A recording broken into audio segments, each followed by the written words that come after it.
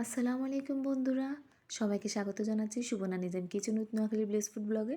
আমাদের আজকের রেসিপি কচুর ছড়ার মুড়িঘণ্ট। তো কচুর ছড়াগুলো আমার আম্মু পাঠিয়েছে।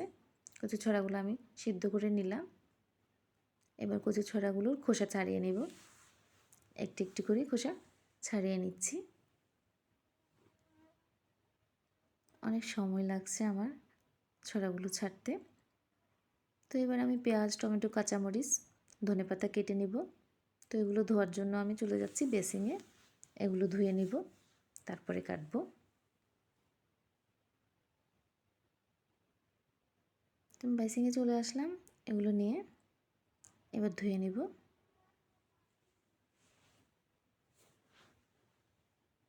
ধনেপাতাগুলো ভালো করে ধুয়ে নিচ্ছি। তো আমার ধোয়া শেষ, এবার কেটে নেব। তো পেঁয়াজ কেটে নিলাম, টমেটো, পেঁয়াজ, কাঁচামরিচ, ধনেপাতা সবগুলো কেটে নিয়েছি।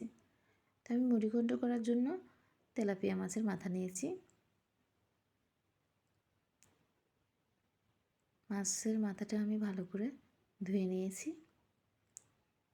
এবার আমি গ্যাস অন করে দেব। চুলা ধরিয়ে দিয়েছি। কড়াইটি চুলায় বসিয়ে দিলাম। কড়াইটি গরম হয়ে গেছে, এবার তেল দিয়ে দেব। তো আমি মাছের মাথাটি ফ্রাই করার জন্য লবণ, হলুদ দিয়ে মেখে রেখেছি। তেল গরম হয়ে গেছে, মাছের মাথাটা দিয়ে দিলাম ফ্রাই করার জন্য। মাছের মাথাটি আমি ভালো করে ফ্রাই করে নেব। আমার ফ্রাই করা শেষ, মাছটি উঠিয়ে নেব। ফ্রাই করা তেলে মাছ ফ্রাই করা তেলে আমি পেঁয়াজ রসুন ফ্রাই করে নেব। ভালো করে পেঁয়াজ রসুন ফ্রাই করে নিয়েছি। কাঁচামরিচ দিয়ে দিলাম। তো কাঁচামরিচ একটু ফ্রাই করে নিলাম। এবার আমি হলুদ দিয়ে দেব। হলুদ, তো আমি কাঁচামরিচ বেশি করে দিয়েছি, এজন্য আমি মরিচ গুঁড়োটা কম দেব। 1 চামচেরও কম দিয়েছি। জিরে গুঁড়ো। এবার সবগুলো মশলা কষিয়ে নেব একসাথে। মশলাগুলো মিশিয়ে নিলাম।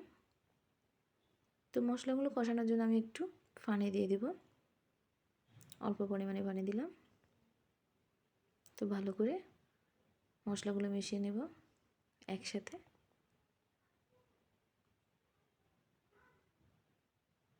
তো আমার মশলাগুলো কষানো হয়ে আসছে। লবণ দিয়ে দিলাম।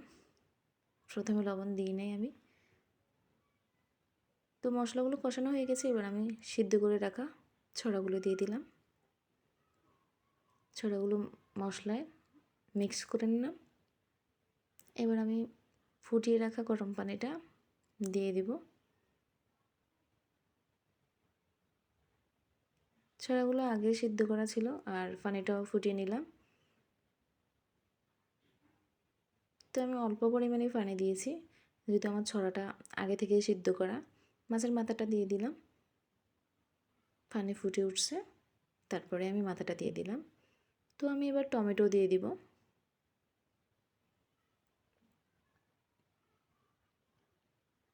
মাছের মাথাটা একটু ভেঙে দিয়েছি।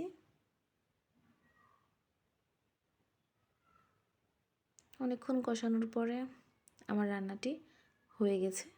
এবার আমি ধনেপাতা দিয়ে দিব।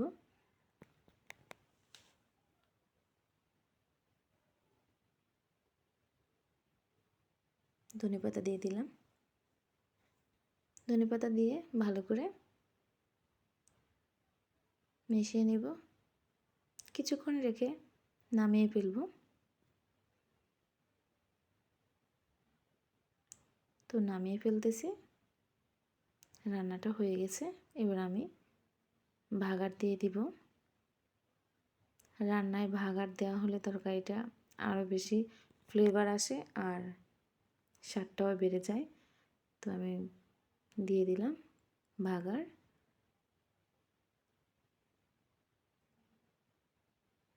রান্নাটা আমার হয়ে গেছে।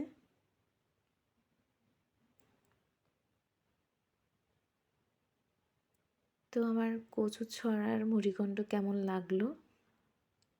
ভালো লাগলে অবশ্যই লাইক, শেয়ার, কমেন্ট, সাবস্ক্রাইব করে দিবেন।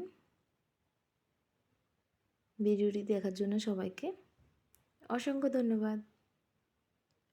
আল্লাহ হাফেজ।